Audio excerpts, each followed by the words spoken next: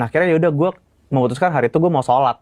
Bismillahirrahmanirrahim. Sholat itu bukan hanya sebuah kewajiban, tapi sebuah jalan untuk mengkoneksikan diri kita kepada Tuhan.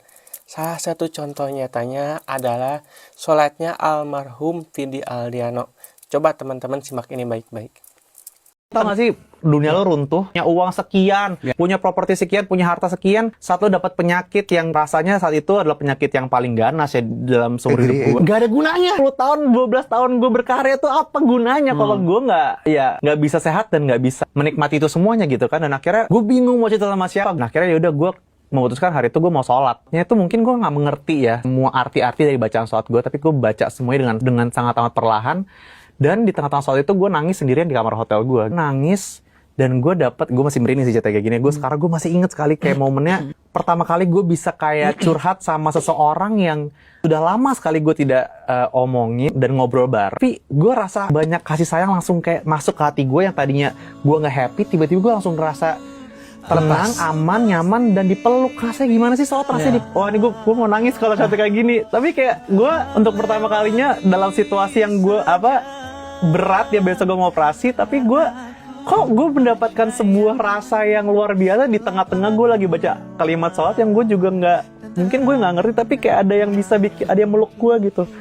Sampai hari ini ya gue sangat amat bersyukur malahan dikasih penyakit dan dikasih momen itu, karena kalau enggak kayaknya gue nggak punya koneksi itu, dan sampai sekarang alhamdulillah gue ngerasa cukup gitu. Ya kekurangan gue, semua penyakit gue segala macam, tapi gue nggak pernah melihat ini sebagai sesuatu ujian lagi gitu. Ini adalah sebuah karunia gitu yang Tuhan kasih ke gue. Dan akhirnya dari saat itu gue ngerasa sholat itu, dari hari itu gue sholat itu bukan karena gue kewajiban, tapi kayak sebagai tanda gue bersyukur. Karena kalau gue nggak sholat rasanya gue nggak bersyukur gitu. Jadi gue malu sama diri gue sendiri.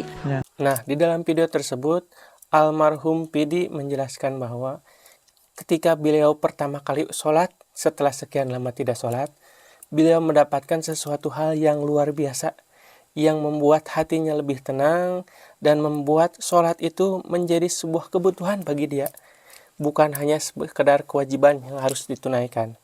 Dan ini merupakan salah satu manfaat dari sholat, yaitu sholat dapat menyembuhkan jiwa yang terluka, dan juga dapat mengkoneksikan diri kita yang sudah mulai lupa terhadap Tuhan. Nah, bagi teman-teman yang udah lama tidak sholat, ayo kita mulai untuk melakukan sholat. Mulai belajar sholat, walaupun bacaannya atau tata caranya sudah lupa, tapi cobalah untuk wudhu terlebih dahulu sebisanya, dan sholat sebisanya dulu. Insya Allah akan mendapatkan ketenangan, dan juga akan mendapatkan taufik dan hidayah dari Allah. Amin ya robbal alamin.